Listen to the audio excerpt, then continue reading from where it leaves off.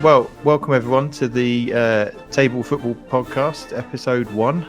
It's been a while in the making. Thank you, gents, for your patience. We've had a few dates that we've had to chalk off at the last minute. So it might be best for everyone if we do a round of introductions. So I'm Shepp from Warrington Round Table 658.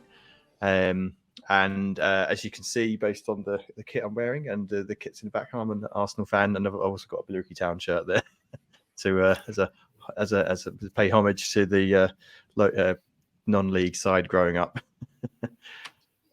Tris, do you want to go next? Yeah, so as Shepp says, I'm Tris from Penis Town, 1094 Round Table. As you can see from my top, I've had pretty much almost 30 years of misery as an Everton fan. Lifelong Evertonian ever since I was about 3-year-old when they beat Liverpool, and I loved it. So lifelong love affair with that. So yeah, Evertonian through and through. Born, not manufactured, as they say.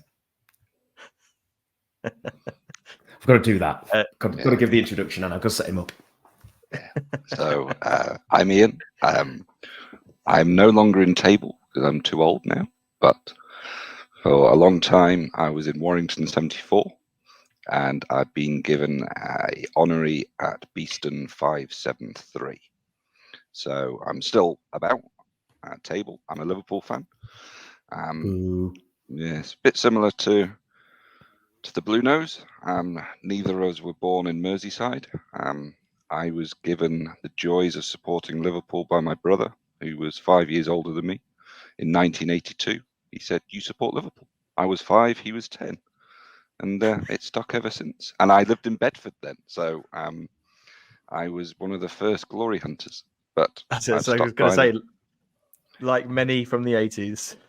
Yes, but we were the only team on TV at the stage. So, the biggest, I suppose, biggest audience was Liverpool. We were first on Match of the Day every week because we won. So, Iain? What's your earliest memory of Liverpool, of watching Liverpool? Probably the '86 Cup final.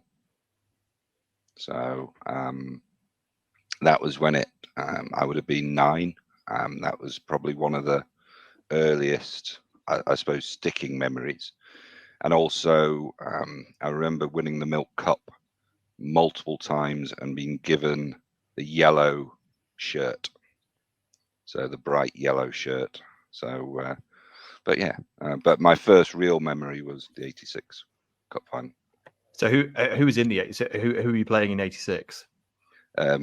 It was somebody quite I was going to say if it's Arsenal. No, it was the people in blue. Oh, right. Was indeed. Yes. Okay, right. So, I walked into that. Yes, but no. But I'm a football fan. Full stop now. Awesome. So talk us through your kits. Obviously, for those who aren't watching the video, you won't be able to see this, so we probably need to describe the shirts that are being worn at the moment. So, Tris, do you want to talk us through yours? Yeah, so I've actually got the current Everton kit on. Cost a fortune, as they always do these days, but chose to actually wear this one. Just, I don't know, it's kind of my favourite at the moment, and they've sort of gone back to the old-fashioned collar. Which I quite like. It's kind of a bit of a throwback to the sort of 80s kits when Everton last had any kind of decent success. I also quite like the actual throwback to Goodison Park around the collar as well. It's one of the first kits for a while I've actually quite liked shirt-wise. I think they've put a lot of effort into it this year to actually try and get the fans back on side, because we've not had great kits over the past probably 3 or 4 seasons. Poor quality, not really well thought out, but most Evertonians seem to quite like this current one, so I thought I'd wear that one today. So yeah. So we were talking before we went live. We were talking about the Everton away shirt from last season, and it was a monstrosity. It was pink and blue or whatever. Yeah. Yeah, I mean, they have tried for the past few seasons to try and, I think, for the ladies, that away kit was fantastic. We've had quite a few pink away kits over the probably past 10, 15 years, which is great for the sort of ladies teams and things like that. But yeah, I wasn't a fan of last year's. I think the one before, which was the Black Watch kit, which was the black with the orange stripe. Didn't bring us any luck, but it was a nice nod and a nice throwback. So might wear that one next time. But yeah, wasn't a fan of the away kit for last year. Although I do quite like this year's sort of away, and also the third kit as well. There's quite a lot of nostalgia in them. I think they've done well this year. Excellent. Right, Iain, I'm scared to ask. My shirt, I'm not a massive fan of football shirts because I don't like polyester nylon shirts. However, this shirt here is the Scotland 150th anniversary shirt. And some would say Scotland invented football. Only some would say. So, and then it was taken away from Scotland like everything else and improved and got better. And but yeah, so this goes back to the oldest international, Scotland versus England, and apparently this was the first shirt they played in. So that's why. Nice.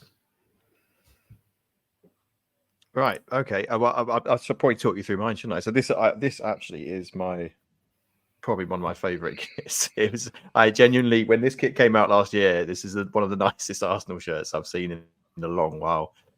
So yeah, this is definitely one of the better Arsenal kits that's been made. Unfortunately, it's now got sort of bad memories associated with it because it could have been even better if it had been the one that we won the league in, but sadly it wasn't, not to be. But yeah, the less said about that, the better, I think.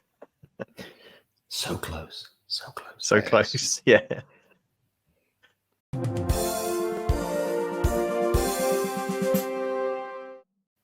Right. Well, I thought we'd do a bit of a roundup of some of the action over the weekend, and I had actually prepared a picture of all the scores, and they don't seem to come up on my phone, so I'm gonna have to do it from memory. So feel free to chip in if I get any of these wrong.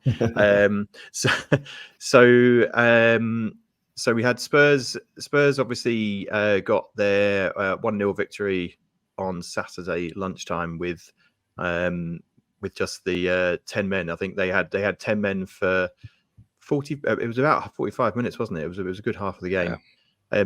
What were your thoughts on that game? Oh, generally, I guess, on Spurs this year. I think it's taken top of the table, hasn't it? So massive win for them.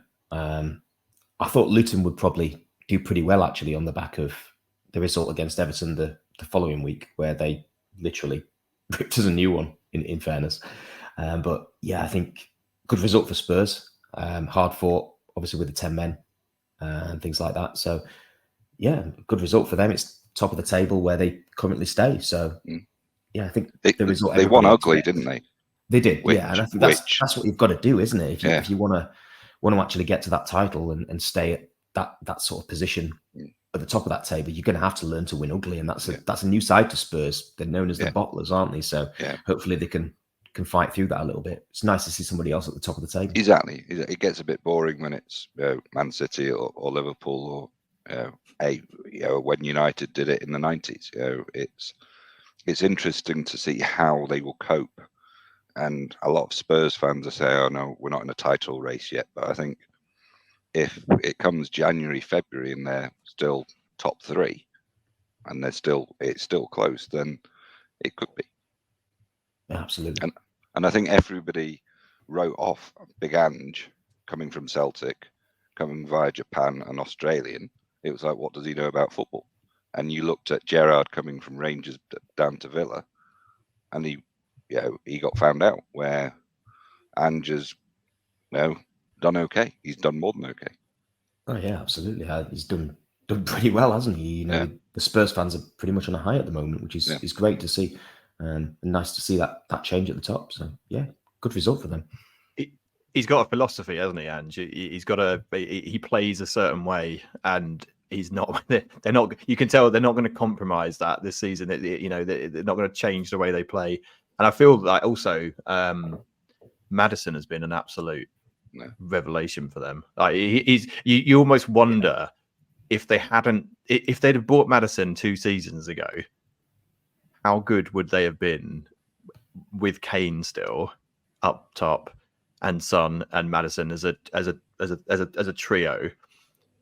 I mean, it is a little bit. I mean, I'm happy it didn't happen. I'm not gonna lie, but he has been extremely good, and I feel like if he doesn't get his shot with the England team now, I mean, it's now or never, really, isn't it, for him? I think he's definitely in the peak of his powers. Well, he's definitely a talent. I think the fact that sort of in the top at the moment, obviously it's early in the season, but they're doing so well even without Harry Kane. And you have to kind of wonder, is that a really good thing for Spurs? Because they always put Kane really as the focus man. You know, he was always the focus of everything. Without him there, they seem to be doing a little bit better.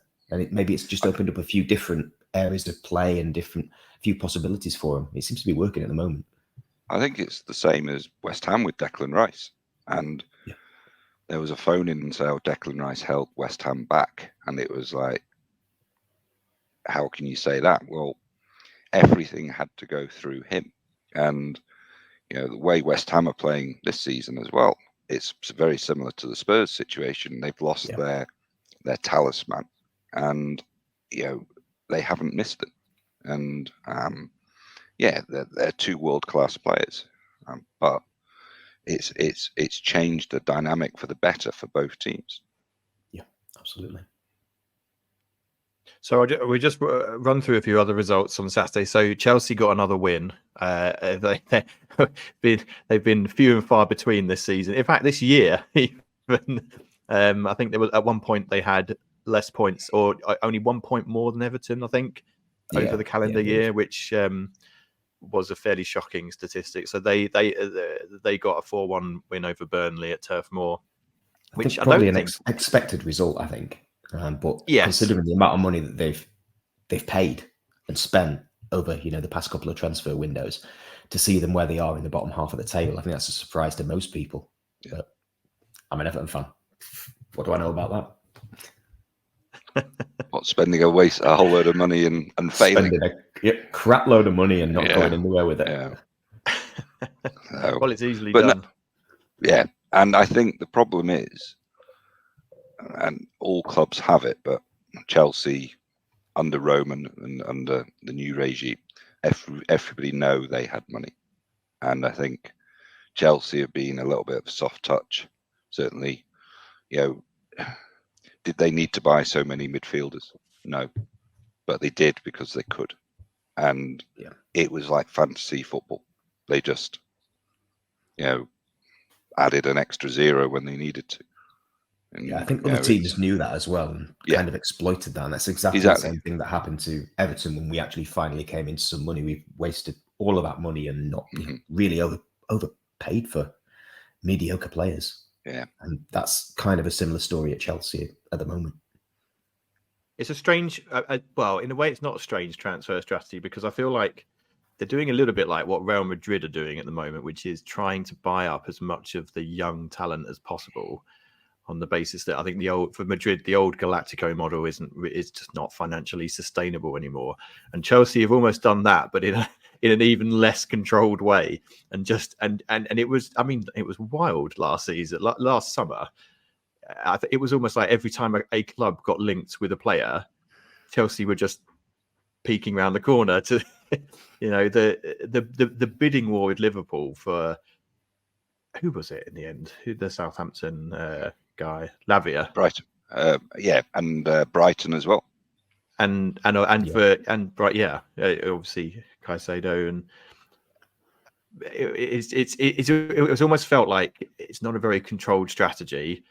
Whether it pays off for them, I mean, if they don't make it into, I think, top flight European football within a couple of seasons, I think financially they will struggle with regards to FFP because of their wage bill, which is fairly astronomical. I guess time will tell, won't it? But I mean, if they're building for the future, you never know. It might come good in, sort of 18 months, 2 years time, and it might be an absolute, bargain what they've actually got, given the inflation of players. But right now, it's not looking like such a good investment in so many of those. But they're looking at closing the loophole, aren't they, with how Chelsea have financed their transfers. So they're saying that, as any business does, writes off over a number of years. But Juve did that as well, and they got caught a similar way. But they're saying that what Chelsea are doing is it right in the football terms, but legally, yes, it is. Every player is an asset, unfortunately. And I think as long as Chelsea do something, top 4 or top 6, then I think they'll be okay. But as we said, if they don't, they're going to struggle. And I don't know how true it was, but Bowley thought that Chelsea qualified every year for the Champions League, and it was a given right. You didn't know about that. You had to do quite well in the league to get there. But again, yes, I don't know. Short-sighted. Yeah, very much or, so. Or strange for someone in such a high level of business to not do the due diligence on something like that, and just to make an assumption. But maybe that's mark of the man. Yeah, I mean, the flip side of that, obviously, of that result, sort of at the weekend, obviously, Burnley. We talk about Chelsea struggling a little bit, but are Burnley actually in trouble already? Well, that's a whole. 3.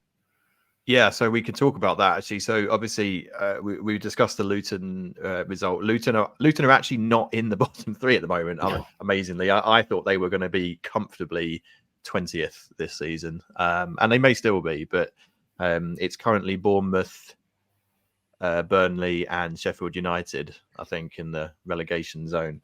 So yeah, I thought Burnley would be better than they are at the moment. I kind of felt that Company would have a sort of galvanizing effect. I mean, he did when they were in the Championship. They played some very good football in the Championship. So good in the Championship.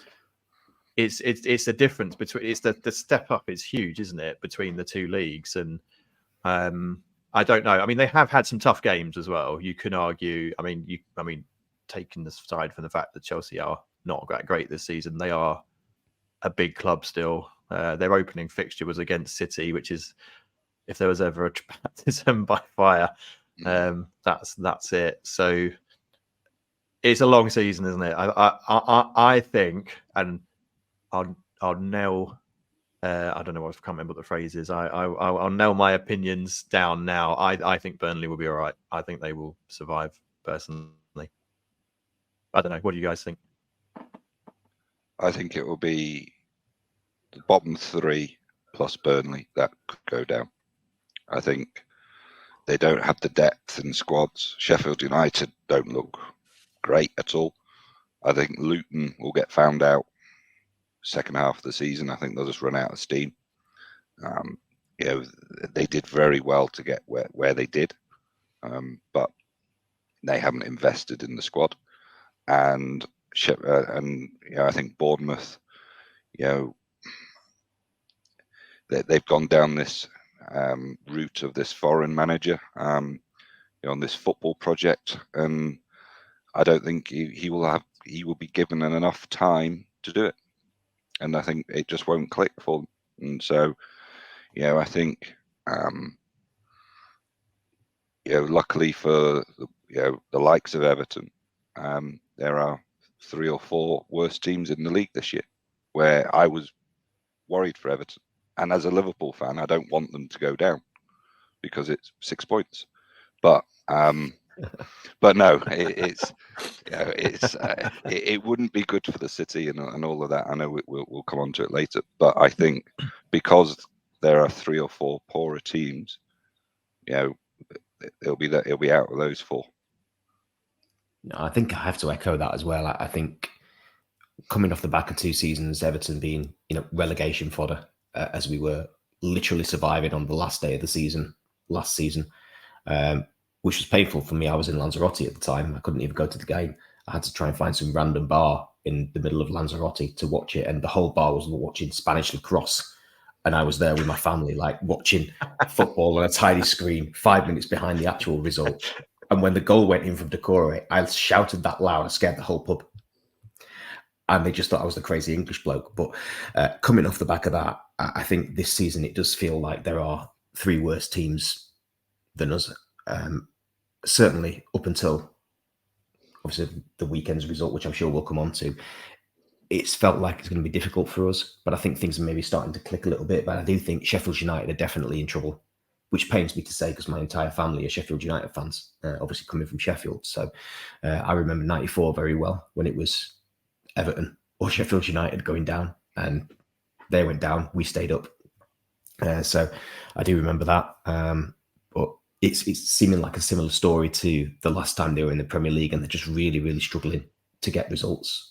They've just lost probably one of the talisman in that horrific injury at the weekend for Basham, which is, nobody wants to see that in football, but I think that's going to set them back a little bit as well. Burnley, I think, are really going to struggle as well.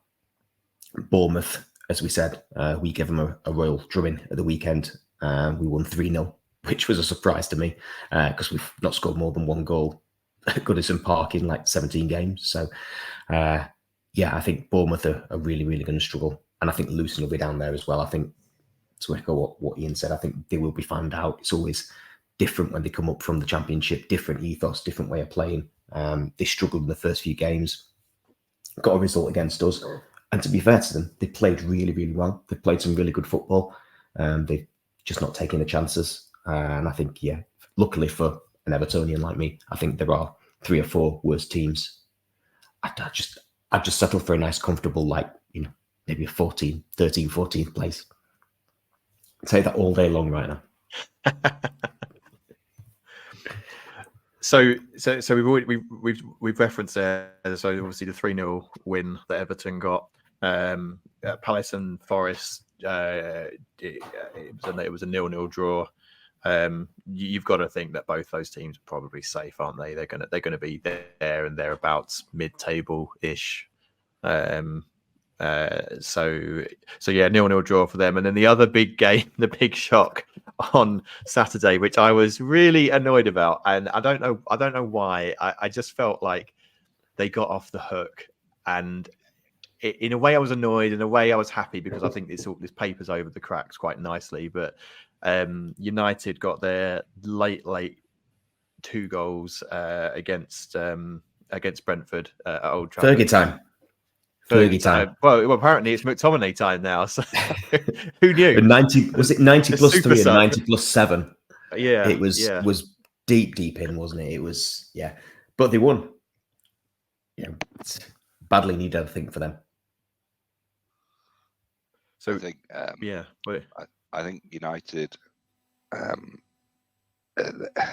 starting to hear the rumours of dressing room unrest, and they don't trust the manager, and even if it's true, it's been leaked again, and the rumours are coming out, which isn't good.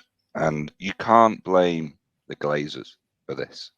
They have spent money on players season on season, and all right, the ground's not in great condition, but it's still a good ground. But it's they're saying, oh, the ownership of the club is affecting the players. No, it's not, because they're still being paid their 100+ grand a week or whatever it is, and no changes have been made. And it's, I just, Liverpool went through it in the after the heyday of the 80s, and when Dalglish resigned, they struggled for years. And I think the biggest problem is clubs expect to win. They've done it before, and they think, oh, it'll just come back naturally. Well, football is cycles, and unfortunately, it's not United's time, or fortunately, whichever way you want to look at it. So I do have a stat. I was looking at some stats of various clubs' expenditures since 2013, just because it really annoys me when City fans goad everyone else about how little they've spent over the last 4 years. And you're like, well, let's go back a little bit further than 4 years and see how it all stacks up. But United are well out in front in terms of money. So in terms of their income and outgoings, they've essentially lost 1.32 billion since 2013. That's between 2013 and 2022. So I mean, and that doesn't even account for any of the transfer activity, obviously last year and over the summer. The closest team to them is Chelsea, who lost basically 1.03 billion. So this is it. We laud Chelsea for this sort of behaviour, but United are pretty much as bad when it comes. Chelsea's business is very good. When they sell players well. United, they don't, basically.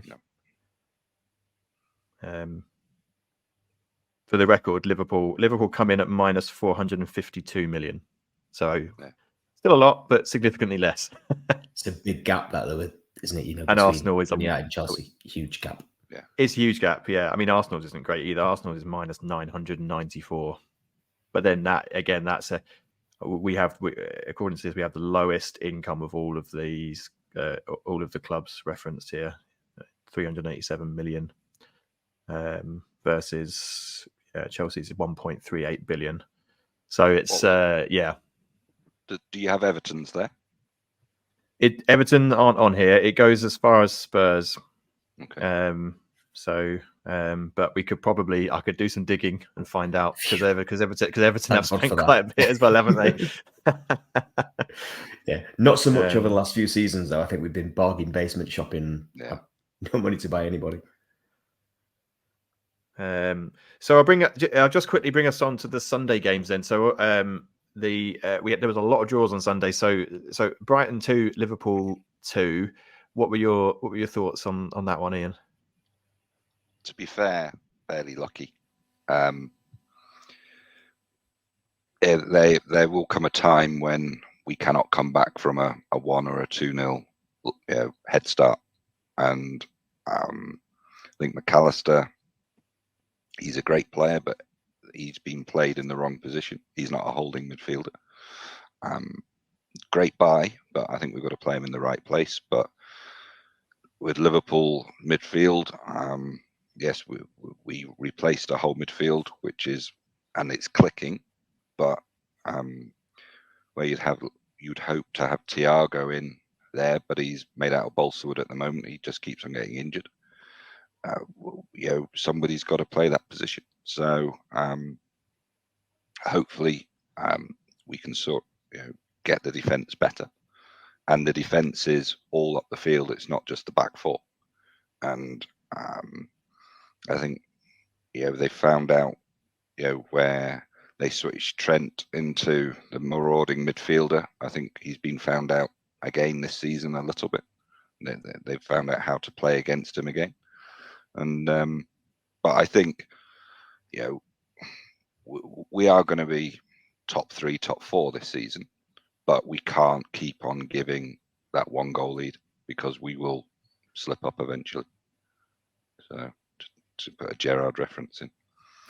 So I wasn't going to say anything, but yeah, it's still painful. Yes, but yeah, I was going to ask if you thought, obviously given it was a draw, whether you wanted a replay. Well, hey ho. Here we go. It's here we go. Yeah, we'll save that for later, shall we? Yeah, it's but no, I think vastly improved from last season, and I think the season before, going to 4 cup finals, playing in every possible game that a season could give you, took its toll. And they were saying that Klopp is the longest serving manager now in the Premiership of 8 years. So he's had to reinvent himself a little bit as well, as all good managers have to. So hopefully this season will be there or thereabouts. I mean, Klopp's legacy is secure, isn't it? He will, irrespective of what happens from now, his name will be up there with the greats. But I just, it's that difficult rebuild, isn't it? And that's what the really great managers can do. Yeah. Fergie was very good at it at United in the noughties. It's replacing players, and I think he was guilty of leaving it too long.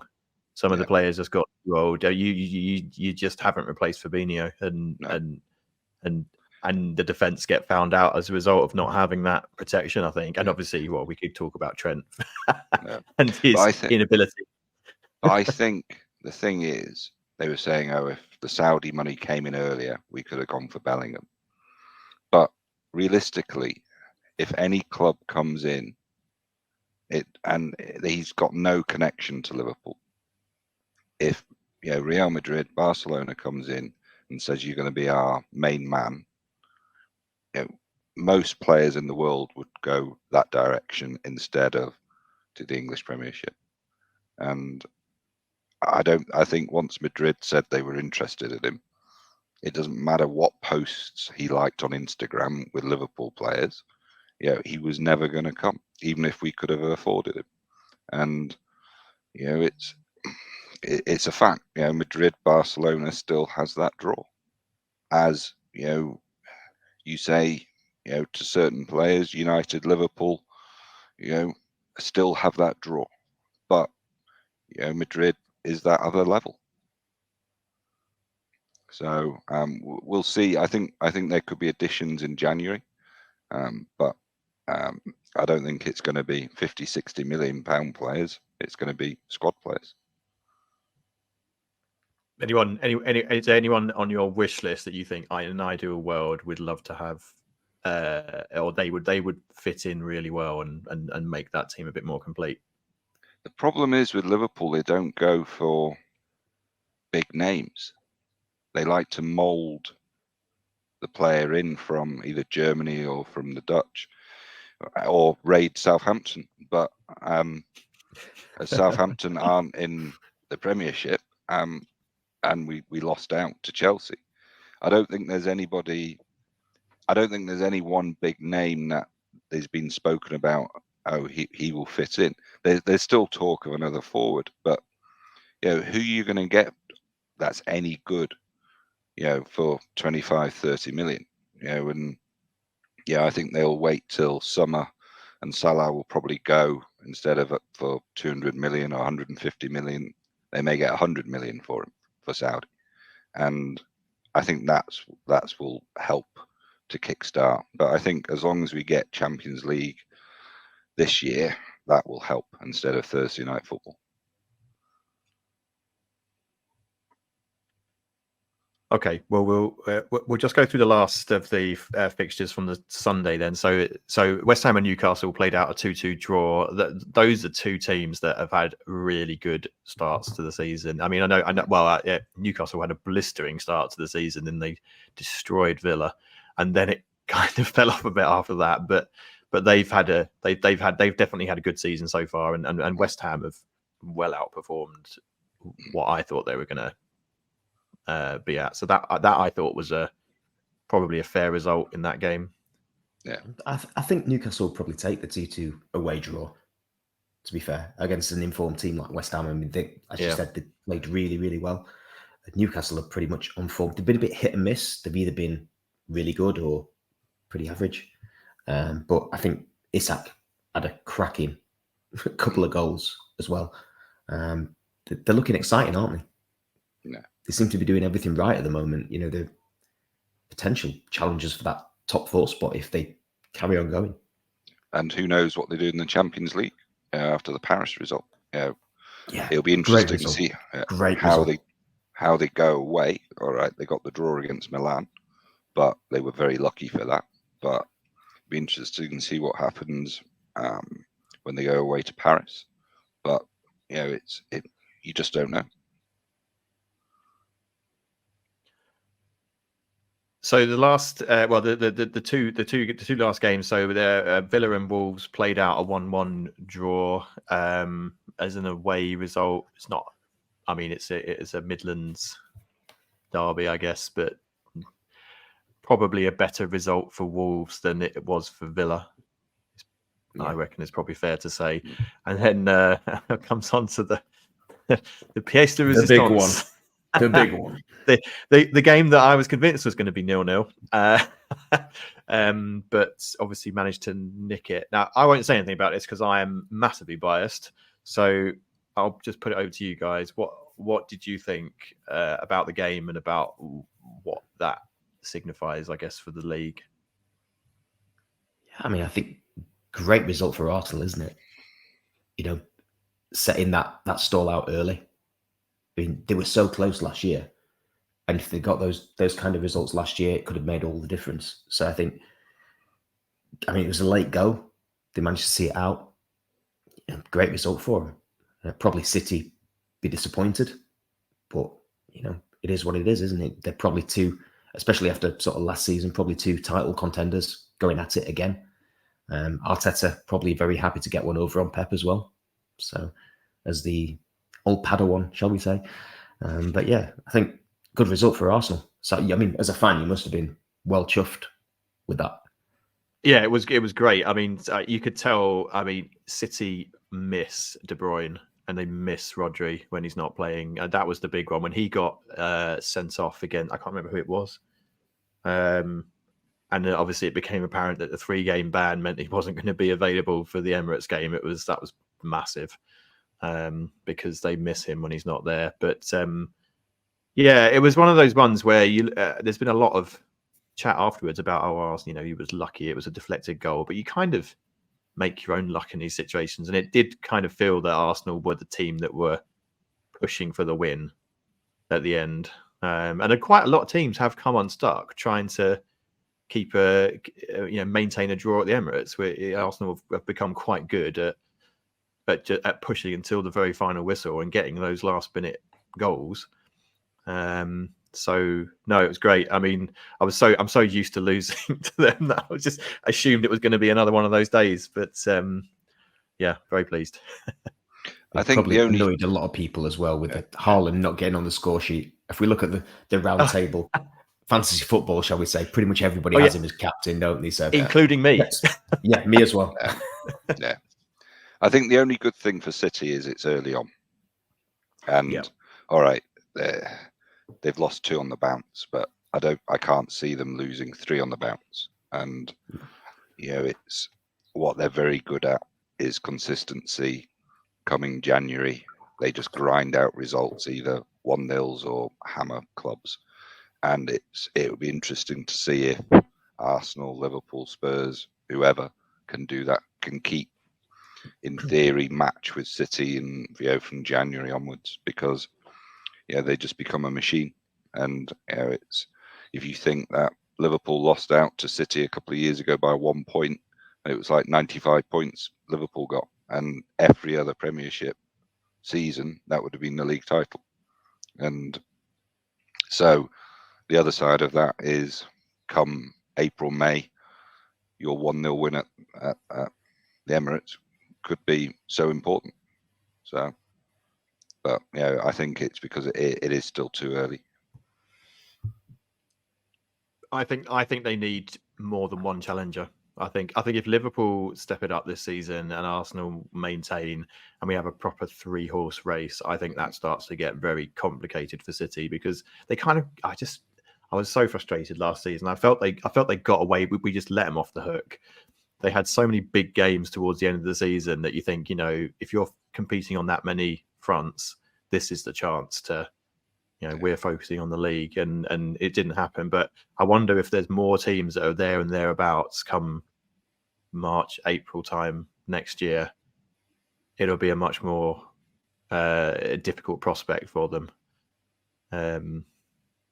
But we shall see. Time will tell. As a football fan, it does lead us on. Kind of want, isn't it? Yeah. Yeah. We'd love to see sort of Spurs in the mix. A good multi-horse race for that title would be better than City sewing it up 3 or 4 games before the end of the season, and that's what we all want. Something exciting finishes. Yeah, that's very true. I'm going to get accused of bias by not referencing Spurs there, aren't I? That was unintentional that time. Yeah, whatever. They rightly deserve their position at the moment.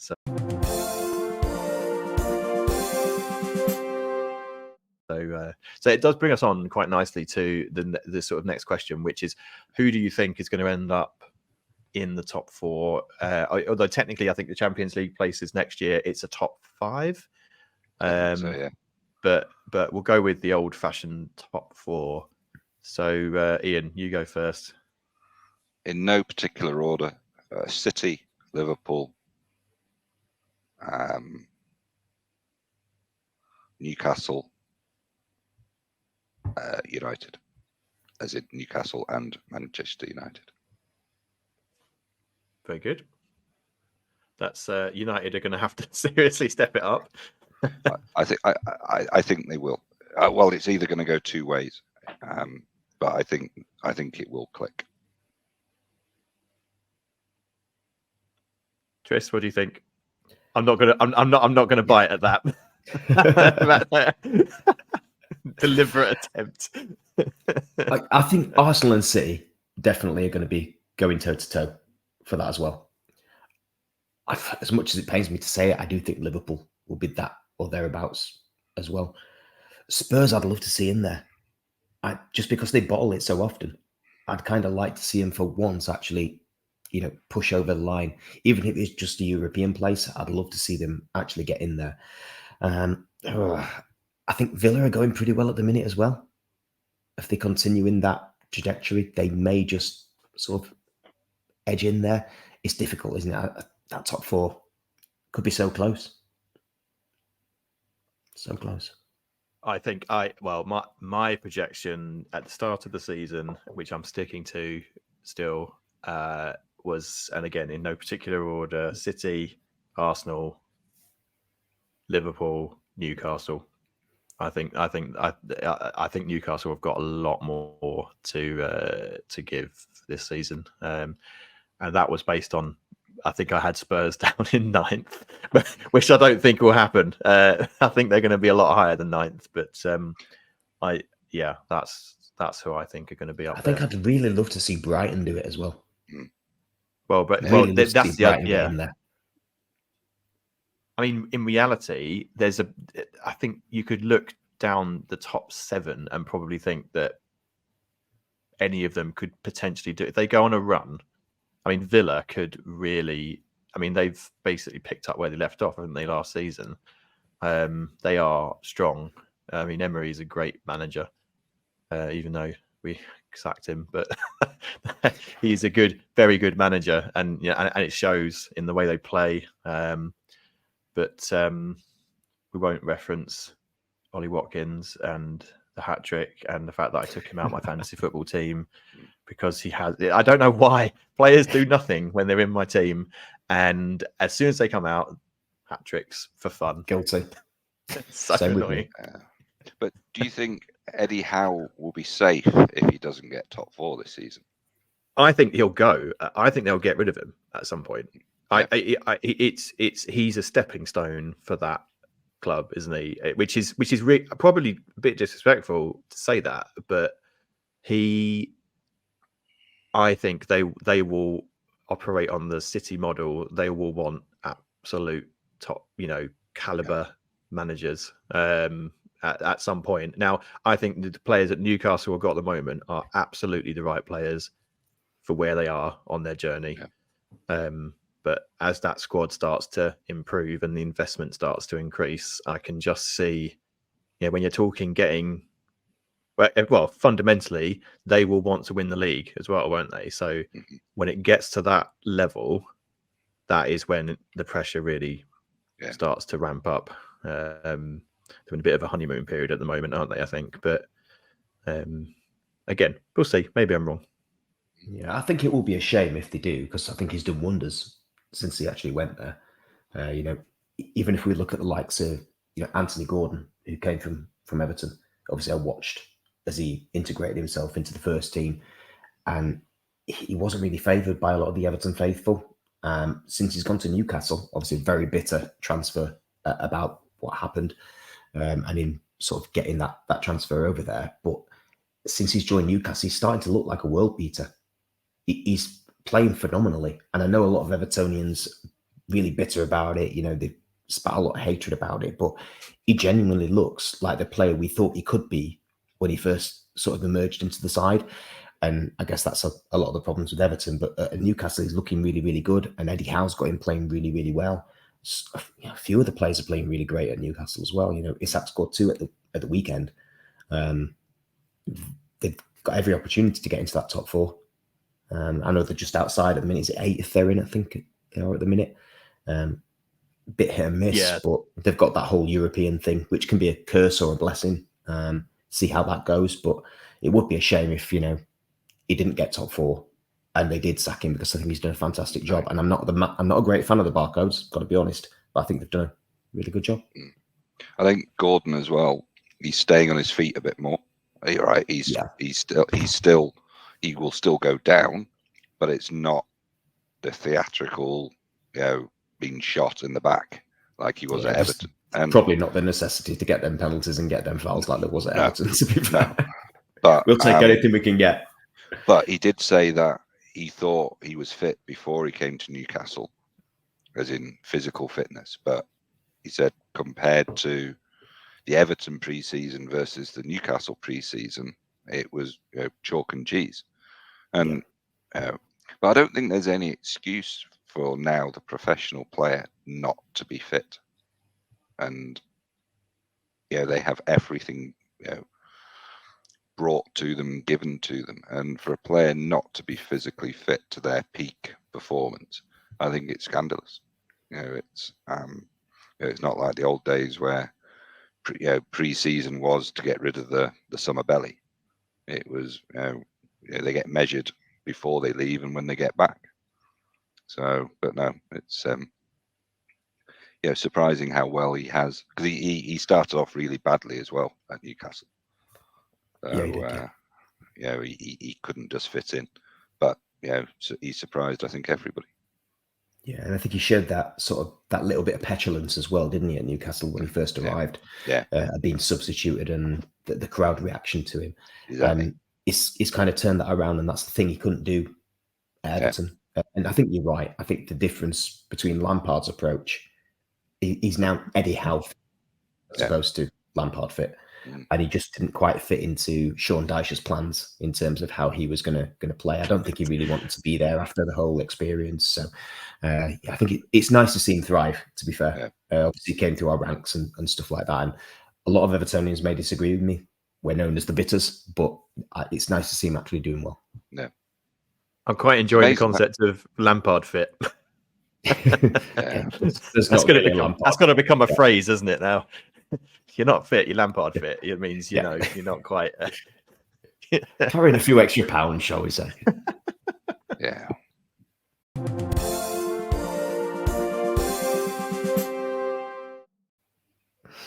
Well, I'll move aside. But there's a couple of things I wanted to talk about.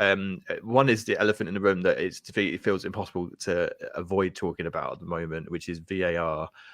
And it is.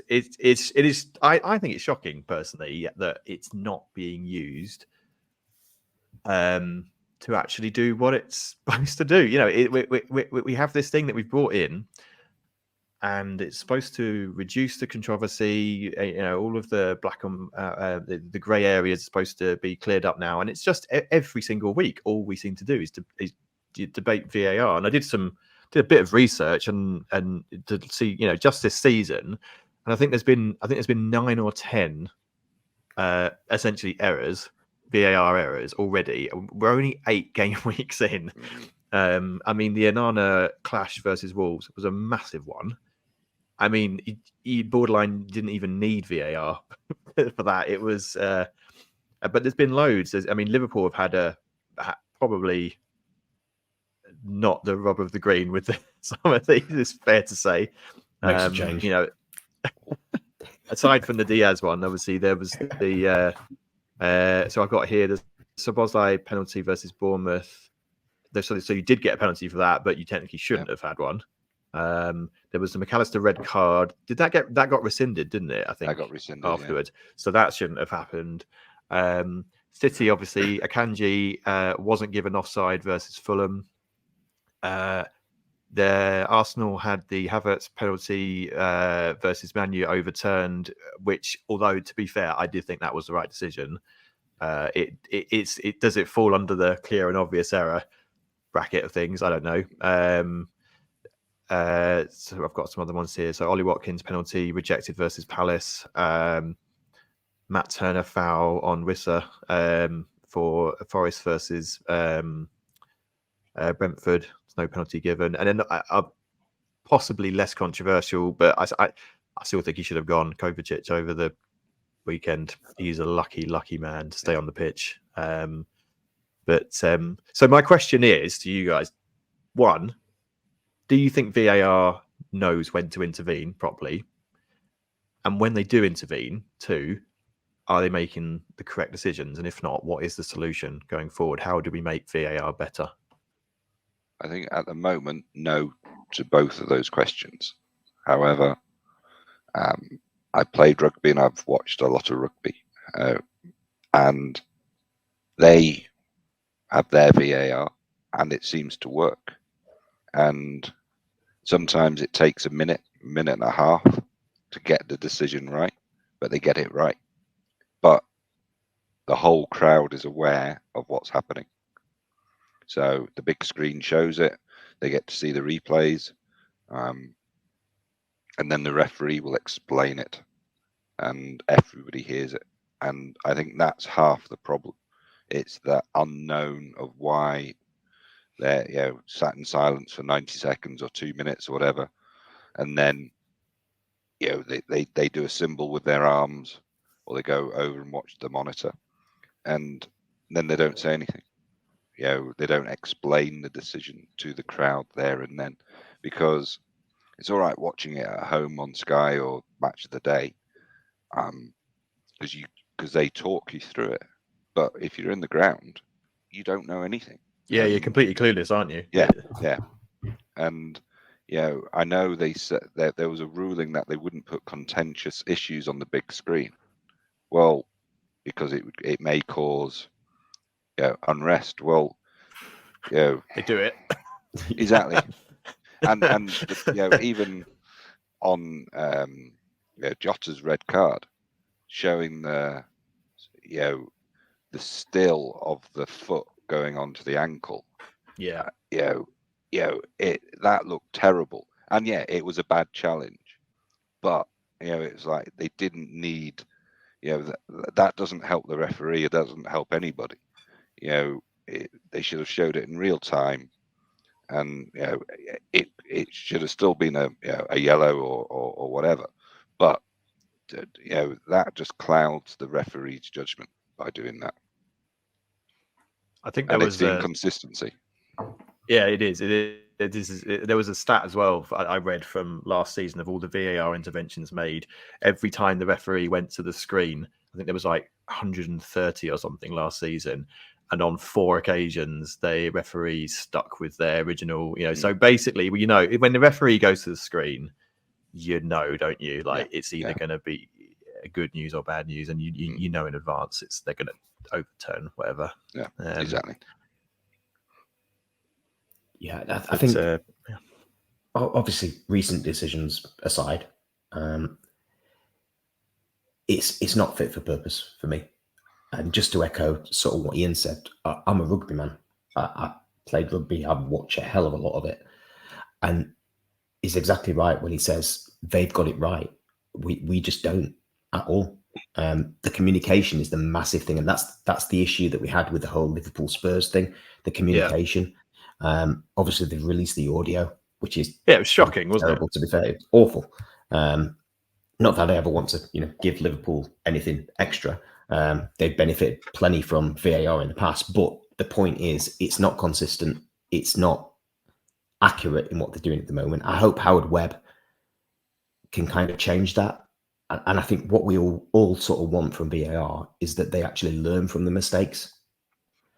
There would have been an easier way to actually deal with the situation with the Liverpool and Spurs one. perhaps the VAR referees could have said, look, we've made a mistake. We've misunderstood what the on-field decision was. The referee could have chosen to actually say, right, pull the captains, managers into the centre and said, this is what's happened. Let Liverpool put the ball in. Yeah. You know, there's ways and means of actually dealing with it. But instead they said, we can't do anything. I can't do nothing. Game's restarted. Yeah, it's restarted. Fair enough, they're the rules. But I think we have to stop that grey area if you want VAR to work. And that's where rugby do it so well. Yeah. Like Iain said, you hear the conversation, the referee explains the decision in clear terms to obviously the crowd and the players. They just get on with it. And I think in general, football can learn a hell of a lot from the way that rugby do a lot of things. Not just the whole VAR thing, but the respect towards the officials as well. Yeah, I agree. I know they're trying to clamp down on that this season, that if there's any, people up in referee spaces and stuff like that, it's an instant yellow card. But it's long overdue. Referees are often rushed into a decision. VAR did not take enough time to look at that decision. They just, fair enough, it was a breakdown in communication. It happens. We're all human at the end of the day. We can all make errors. But there should be a means of communication to stop that from happening, and a means for them to actually correct that if they know they've made an obvious error. But it's interesting when you say with the respect to the referees, to the officials, because my rugby club, junior rugby club, or the juniors will play football on a Saturday, rugby on a Sunday. Sunday, they respect the referee. Saturday, when they play football, they shout at him. Yeah, absolutely. It's culture, isn't it? Yeah, it's a cultural thing. Because they see, whoever gets away with it on, when they watch football. Yeah, in rugby, you call the referee sir. There's no excuses for that. You have respect for that official. In football, that's just not there. And I think we need to change that. And that comes in at grassroots as well. Yeah, you it see does. Yeah. Grassroots football, parents chastising the referee for, silly decisions. They may be right, they may be wrong. But I think we need to change the whole process of that and this whole respect thing. It just needs to change, doesn't it? There's a whole... You're right when you say VAR should have actually corrected that whole discussion. I think I actually prefer the old method without VAR, where you didn't have that law where you can't celebrate a goal because you're not sure if VAR are going to rule it out. You accepted that there were some errors going to be made. And that was all part of discussion, and it was all part of the banter. It was all part of the whole process of football. It just, I don't know. I kind of think VAR, for all its worth, it's also ruined football at the same time because they've not quite got it right. That's the question, isn't it? Has it made the game better?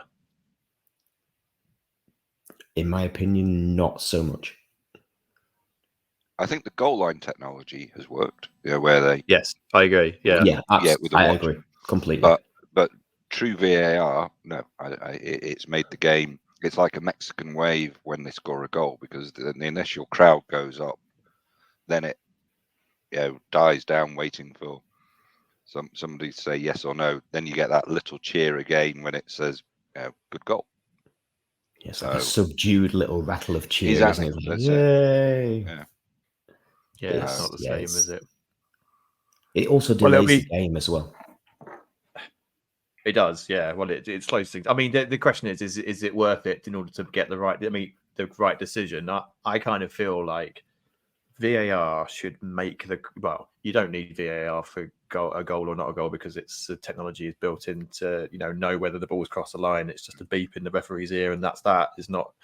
And I kind of feel like for binary decisions like that, or like offsides, for example, where you can draw a line, not a problem. It's when it gets into the interpretation of things like is it handball, is it not handball, how far away from the eye, it just becomes a bit of a nightmare after a while. So we shall see. I guess it's something that probably will get looked at. Although Mike Dean was on I don't know what Sky program it was, but Paul Merson was absolutely giving him hell, and he kept saying, well, it won't happen again. And I thought that is absolutely Exactly. shocking because Yeah. you know the default is that this might happen again if the conditions are right. And something's happened once, it could happen again. Well, they were saying the Liverpool Spurs game, as that game was playing, they're saying the Ryder Cup was on, and they're saying, were they watching the Ryder Cup in the VAR room? And because they weren't paying attention at all. Well, I think we're into the realm of conspiracy. Yes. There is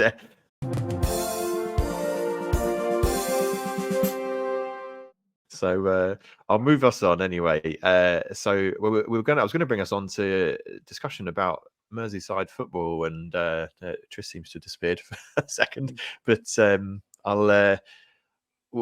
we'll go through it now, I guess. So you mentioned about Liverpool and your sort of you deciding to support the club. It's an interesting.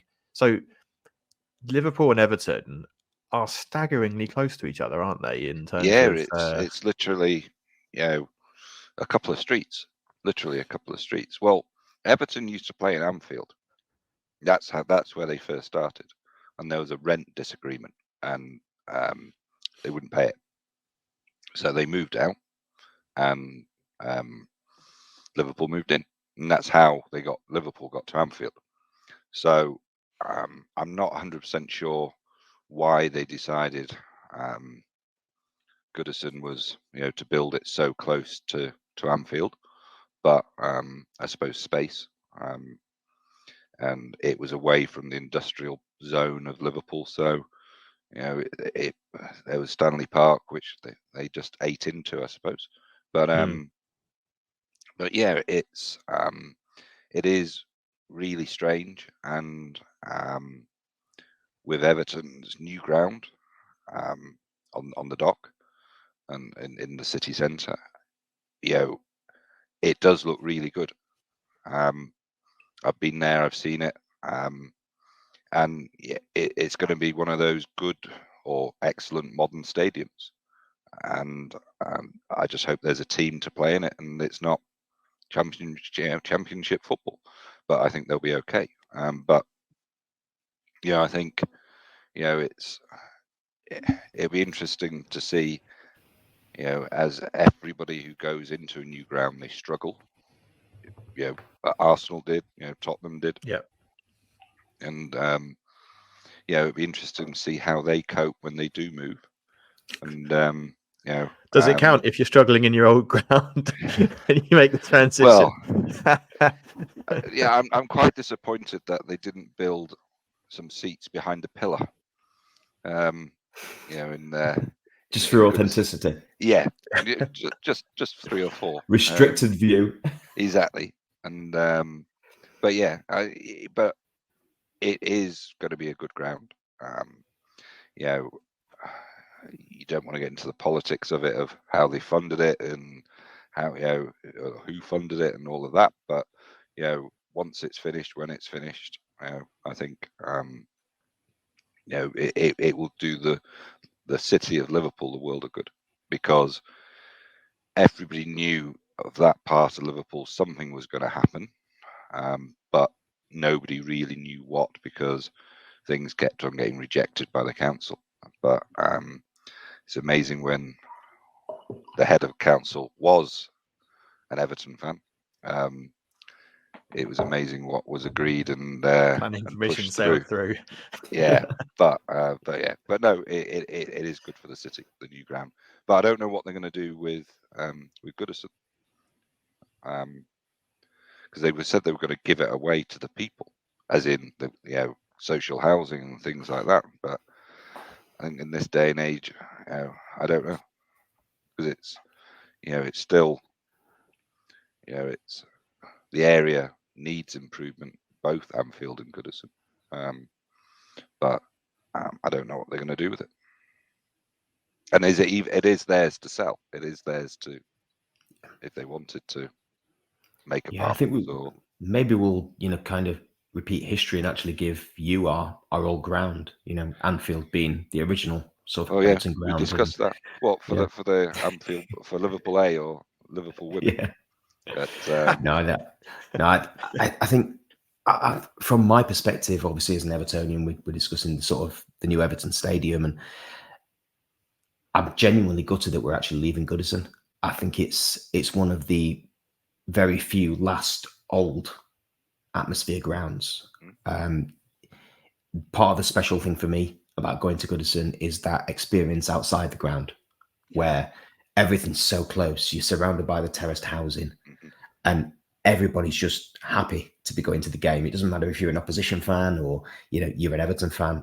Everybody's just so close. It's kind of nice and friendly, even on Derby Day. Yeah, you get your dickheads. You always get your dickheads. It doesn't matter what football team you support. You're always going to get your dickheads that want to cause trouble. The majority of time, even with Derby, which we'll see in the next round of Premier League games, it's a really nice atmosphere. And I'm just really glad that I was able to take my son before we moved to the new ground, because Goodison's special. Not so much in recent years, but it used to be, it's one of those old-fashioned football grounds where you're right on top of the ground. You're so close to the pitch that it could be literally a fortress when you wanted it to be, if the Goodison fans were behind you. It was so loud. Famous throughout football. Teams come out and the whole ground just roars. The noise is just immense. And I'm really hoping that they've actually built this new stadium with that in mind. I know they consulted with the fans and said, what do you want? We all said we want the crowd close to the pitch. We want it like a culture. We want that Goodison atmosphere. I hope they've really done that. Whether they will, with the whole new concept of building regulations and everything else, I don't know. I'm gutted to believe in Goodison, but we have to do that. If we want to progress as a club, we have to. We've included the new ground, even though it's not even built yet. It's included within the the Euro 28 bit. It's going to be one of the grounds for that. It's going to be multi-purpose, so no doubt we'll be holding concerts and stuff like that there. From what I've seen, it looks like an amazing facility. It looks great. Probably could have a bit of a bigger capacity, but we've got the option to expand it if we want to. But what is the need to capacity move. proposed? I think it was, is it 53 or 50 with the option to upgrade to 53? Yeah, it's only a small upgrade that we can give it. I'd like to see a bigger capacity, but we know what we've got. It's going to sell out, week in, week out. It's not going to be another Emirates where the fans don't go to. Everton have a fantastic following across the globe. I've been on the waiting list for a season ticket for 6 seasons now and got nowhere near it. And the waiting list is so long. We know we're going to sell every seat in that ground week in, week out. The atmosphere, I'm sure, will be fantastic. And I think, as Iain said, it's going to be great for the city. Everton going down out of the Premier League from the city perspective would not be a good thing. No, it literally thrives on that whole rivalry, having 2 Premier League clubs in the one city. Those derby matches are so important. And I know we jest and we wind each other up, and there's always a lot of banter between us. But the the Liverpool Everton supporter stuff, particularly in Liverpool, it spreads families. You may have a husband that's an Evertonian, a wife that's a Liverpool fan, 2 kids, they each support a different club, and it's kind of nice. And it would be really sad if we lost that. So I'm kind of looking forward to the new stadium. I'm not at the same time because I love Goodison, but we've got to change. If we want to adapt, we want to move into the future.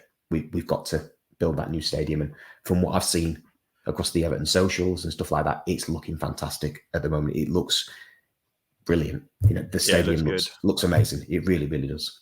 I haven't seen a picture of it. You lost for the last week or so. So normally when you lose, you as soon as any bad news, it's a stadium update. We won, so there's been no updates or anything. Nothing to distract from the fact that we're terrible.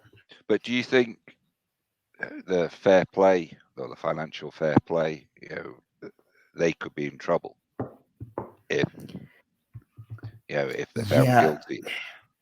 Yeah, I mean, I think there's a lot of speculation on the financial fair play. I think a lot of people seem to be focusing on the fact that it might be because of the transfers and stuff like that. It's not. It's nothing to do with the transfers. We're all clear with that. We've actually had every single transfer cleared by the FA. So if anybody's at fault there, it's the FA for allowing that to happen. The actual investigation is around the stadium and the financing of that. I think if we are found guilty of it, then obviously we have to hold our hands up and say, as Everton fans, we have to say, yeah, we all know our club has been badly run for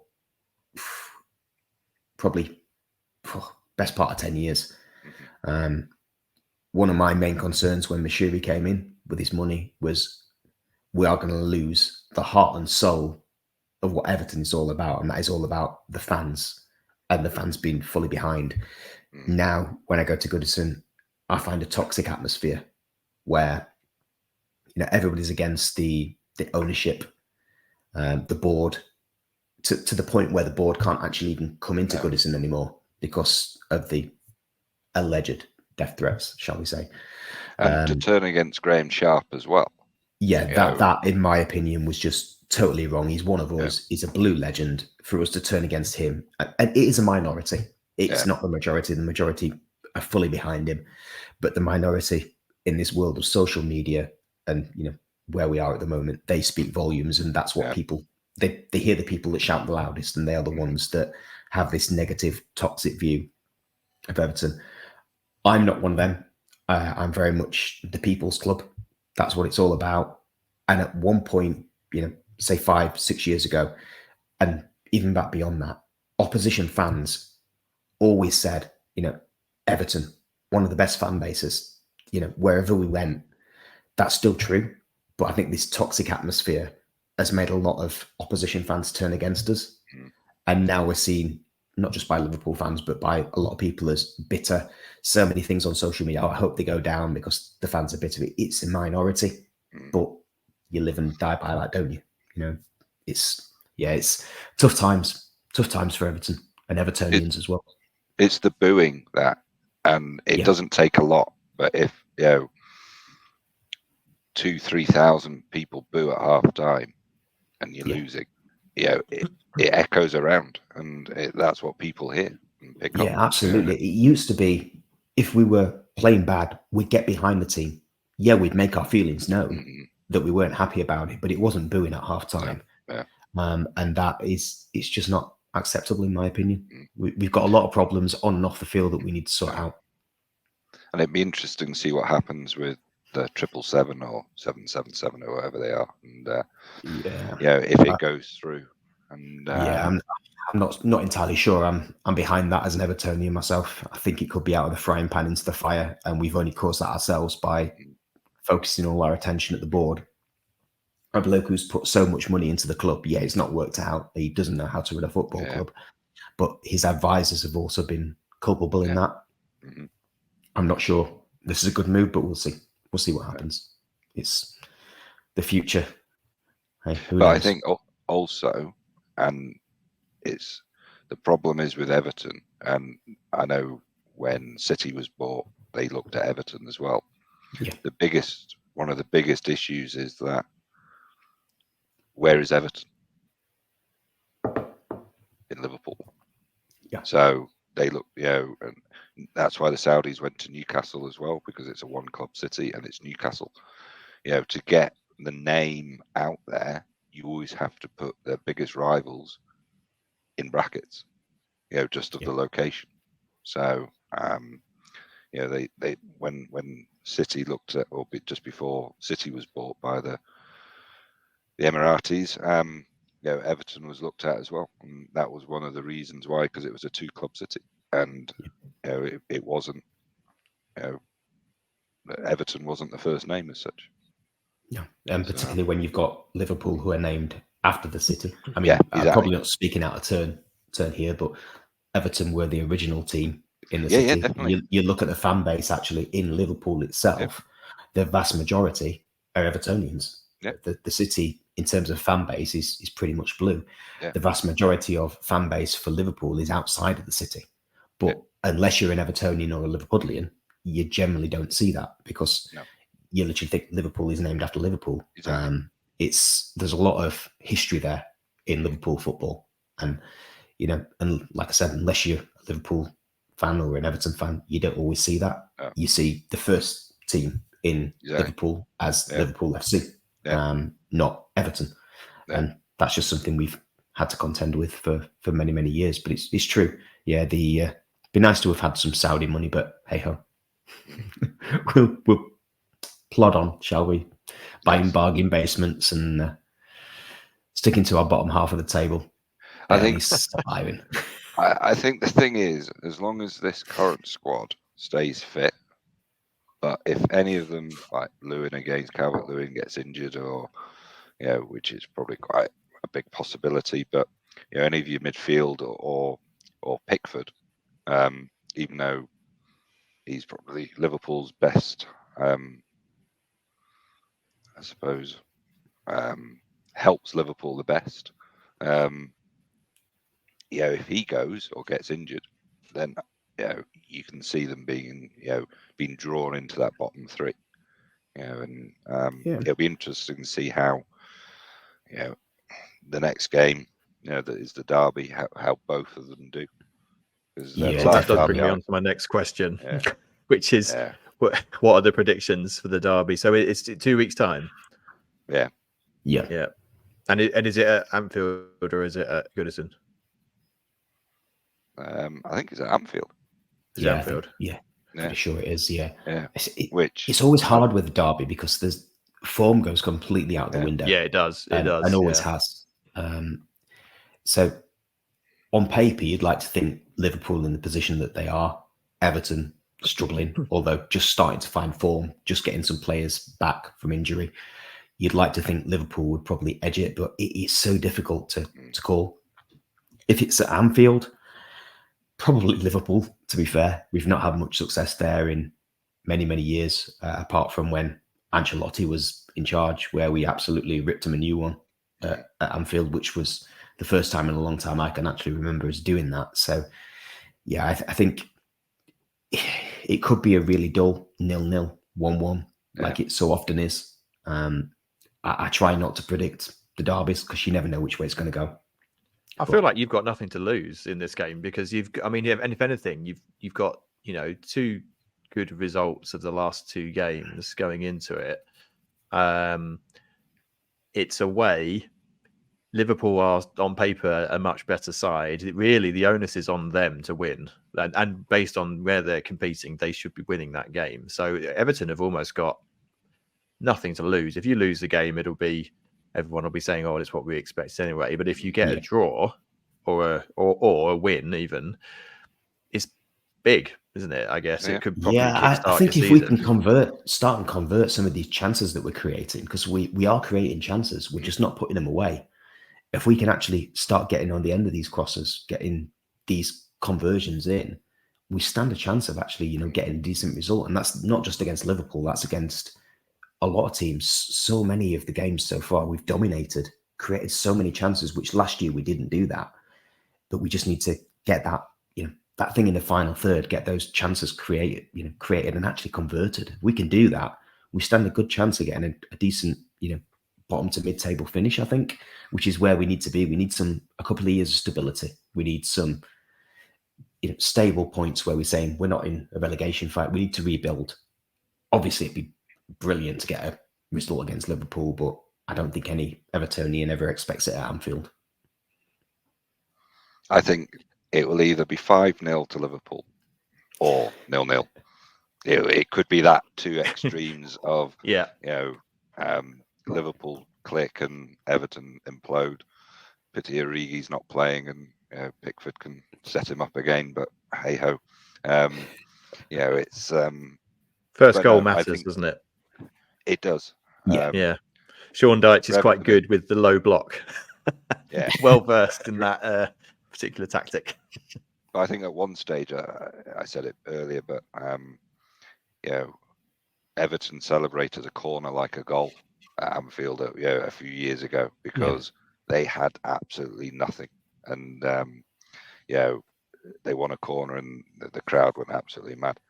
But but all seriousness, we need Everton to stay in the division and to stay 4th from bottom, but that's ideal. Stay with the misery, but just not quite as much. In the Premier League, there's still only 2 teams that have never been relegated, Tris, and I'm not saying Not bragging, but 2 of us are represented here. Well, yep. Yes. Even if Arsenal did technically buy their way into top flight football back in the day, But Everton did play in the second tier of football, though, didn't they? Yeah. They did. but I think they've never been relegated once they've been. Yeah, not from the Premier League. Yeah. Yeah, we've always been in the Premier League. But Yeah. literally the 2 longest serving teams in the top flight are Everton and Arsenal. Yeah.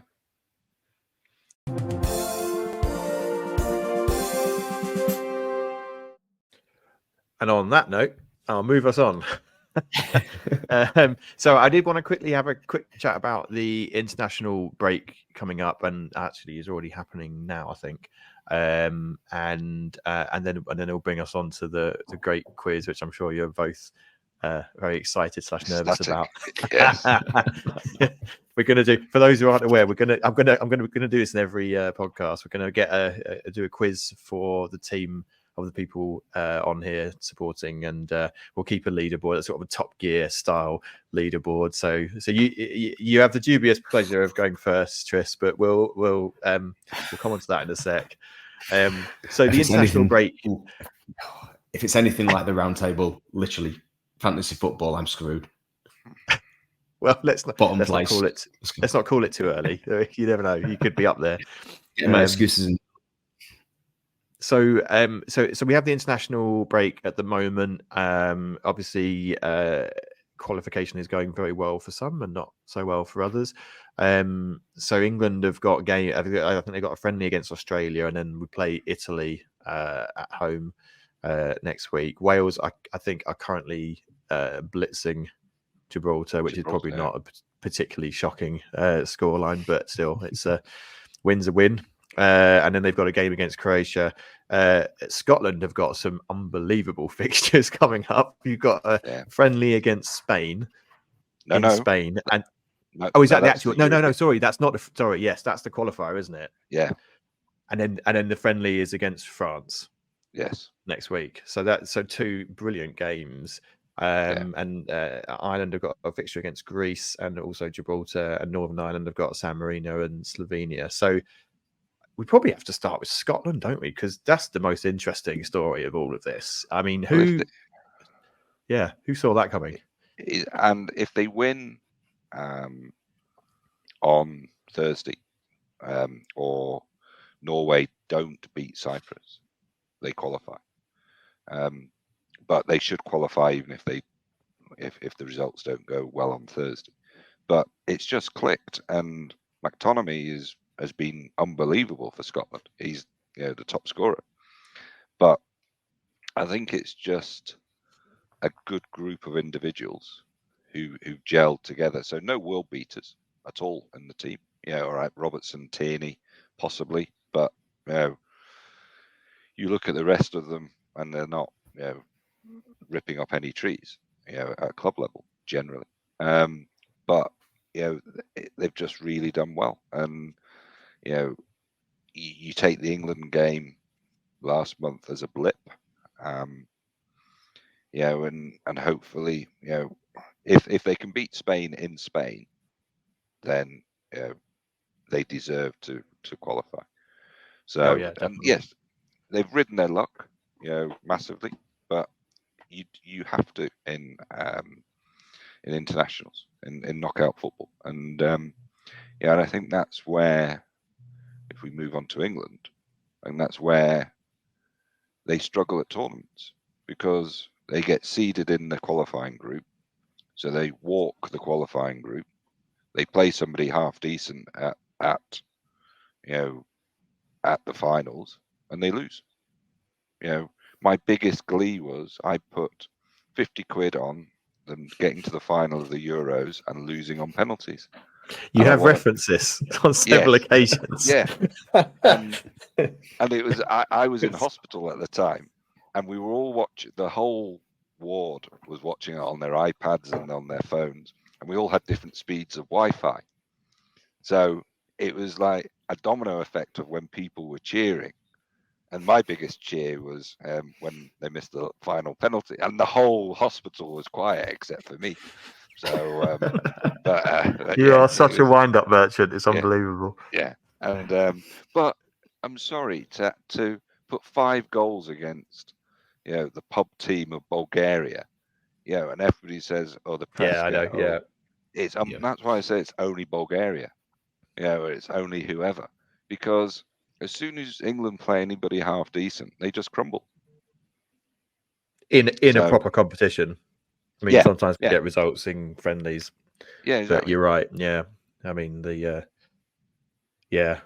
I think that was that's up there with one of my worst days in football supporting. that was I can normally I'm over these things within about 24 hours. That one took a whole week comfortably.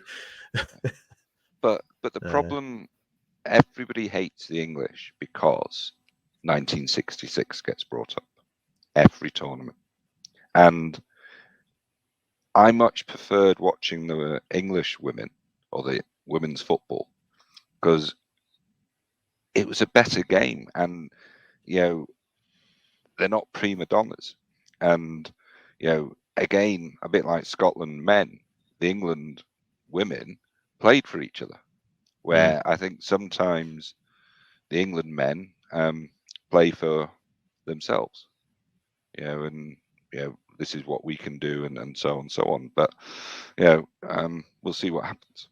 But it's good news for Scotland anyway, excluding the England friendly.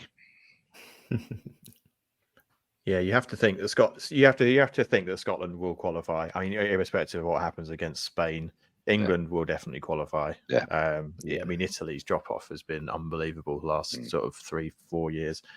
But Wales, it's a really difficult one, isn't it? It just they're a real mixed bag at the moment. Wales, I don't know, but and as I say, Ireland and Northern Ireland, I kind of feel like Scotland and England will definitely be there. The others, don't know. Yeah, but it'd be interesting what they've said for the qualifying for when they host it again. They're going to keep the 2 qualifying slots open. Well, it brings us on. Yeah, I was going to bring us on to that actually. Yeah. But you're talking about Euro 2028. Yeah. So the 2 automatic qualifying spots made available by UEFA, and I've read different things about how this will work, but I understand that everyone will go into qualifying, but if teams don't make it, they will be allocated the auto spot. So basically, if other teams do their job, but I mean that's going to be. I mean, I can't see all 5 of them making it. No. It's 4 spots altogether, isn't it? 5. Well, it's 2 spots made available, but potentially 5. Was it 5 or 4? No, I think it was 5, wasn't it? Because Northern Ireland and Ireland, I think, Republic put one ground in. Scotland have done 1, Wales have done 1, and England have got 6, I think. So that'll be interesting. But I think it's great for the countries that have the games, but they're talking of the semis and the final being held at Wembley, which I don't agree with. They're saying the opening game will be Wales, but you can't have all semis and then the final all in Wembley. I mean, I don't even know what it's called anymore. It used to be the Millennium Stadium, didn't it? Is it still called the Millennium Stadium? We'll just say Cardiff. It's a big ground, isn't it? That's capacity wise, it's not gonna. You could fit a lot of people in there. So there's a very good argument for them, and also possibly if I was to. Well, there we go. Yeah, exactly. Yeah, I think if I was a groundsman at Wembley, I'd be on less enthusiastic about the turf being ripped up. So are they going to play like 2? So presumably the semi-final games will be a day after each other. It'll have to be. So whoever plays that second semi-final game is going to be faced with potentially. Let's be honest, it's top flight pitch, isn't it? It's not going to be ripped up completely, but it won't be pristine, will it? Interesting choice. Yeah. But yeah, it's and the World Cup is a joke, having it in South America and then Europe. Oh, it's crazy. It smacks of out of touch FIFA, doesn't it? I don't know how they managed to score own goal after own goal. It's Well, they said they've done it, so Saudi can get 2032. Oh, really? Because the opening games in South America ticks the boxes for them to say they've held matches in the World Cup, and then because in theory they're doing it on the rota basis, they're saying, well, South America, Europe's had it, it's got to go to Asia or Middle East. Well, yeah. Well, I don't even know what to say to that, to be honest. There are no words. It's I'm all for people being given their opportunity, but it's anyway, we shall see. Anyway, we'll see what happens, but it'd be nice to have a home tournament anyway in 2028. Yes. Hopefully, if you can replicate that magic of '96 as well. I mean, '96 was pretty special. I mean, Sheffield based, so Hillsborough was one of the grounds, so we got very heavily involved in it. But the atmosphere around Euro '96 was just amazing. If we can replicate that, bottle it, put it into 2028, it will be amazing. Especially given that it's all around the UK. Should be pretty special.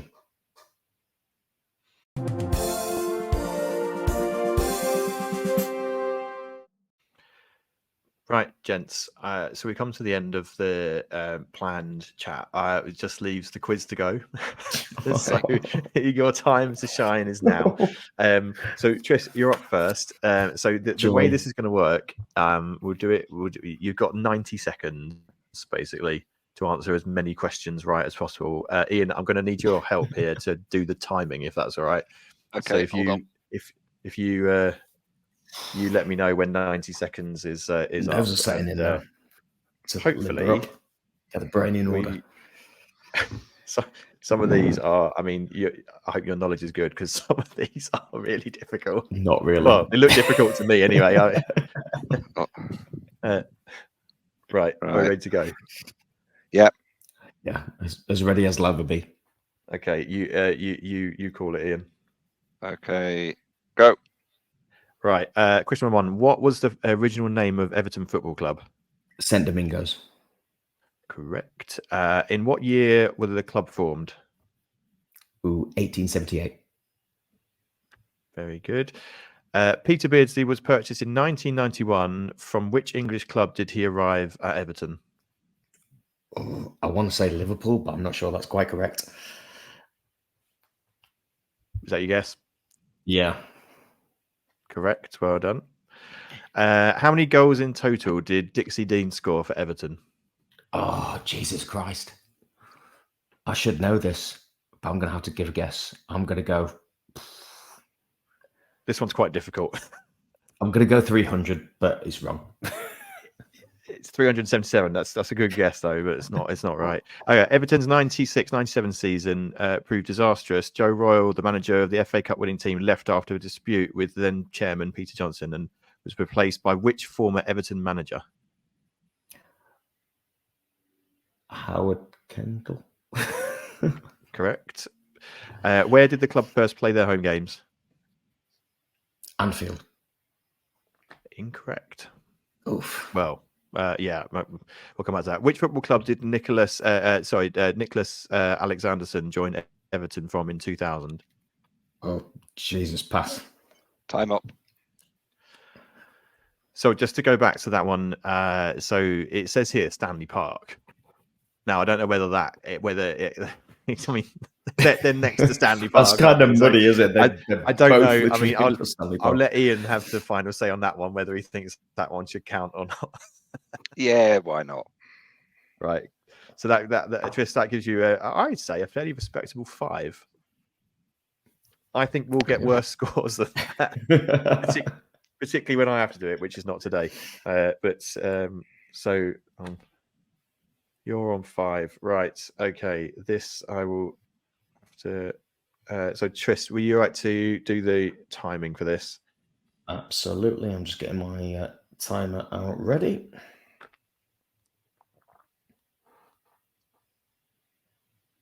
Okay. Right. Okay. You call it. Let me know when you're ready. And 3, 2, 1. There we go. Okay. So question 1: Bill Shankly spent nearly all of his playing career at which club? Preston. Correct. Question 2: which anniversary was the club celebrating in the year 2017? 100.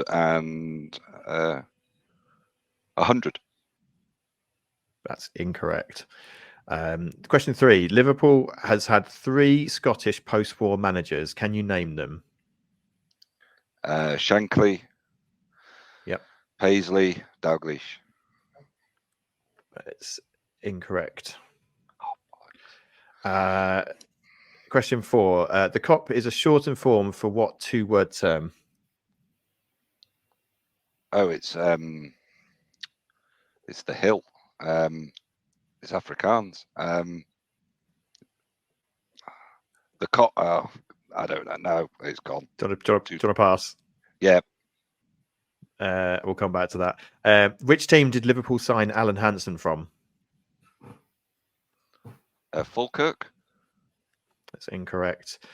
Question 6: Liverpool paid a then record fee for a defender of 2.5 million in July 1993. Who was he?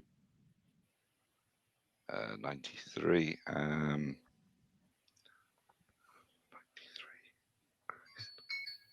No idea. That's gone. And time is up. Yeah, I didn't do very well there. It's significantly worse. Yeah. So that's a score of 1. Which is there you go. So the ones you got wrong, it was 125 years, not 100. I knew it was, in 2017. The post-war Scottish managers that they've got written down here: Bill Shankly, Graham Souness, and Kenny Dalglish. Yeah, I forgot about Souness. The COP, and I don't know if I'm pronouncing this right, was apparently called Spion Cop. Yeah, Spion Cop. Yeah. Yeah. So it's top of the hill. Okay, right. And so Hillsborough's got it as well. Oh, really? Oh, okay. Yeah. So Cop. So is Cop Hill in? It's either in Big Afrikaans? Hill or it's Big Hill or something like that. Oh, okay. That's learn something every day. Question 5, you also got wrong. That was Alan Hansen. He came from Partick Thistle. Oh. Question 6: the record transfer fee for a defender of 2.5 million in July 1993 was Neil Razor Ruddock. Bloody hell. What a disaster he was. Can I just say we're going to have an open top bus parade? Yeah, that is a victory for Everton over Liverpool. I've won. Yeah, exactly. Yeah. Allow me the win for once. Yes, well done. Congratulations. Well, thanks, gents, for coming today. It's been that's been a really good first episode, I think, and hopefully everyone who's listened to it has enjoyed it. And yeah, we'll be doing another one soon. Not sure when, but there will be more to come, probably after the international break. But yeah, thanks very much, gents. All right.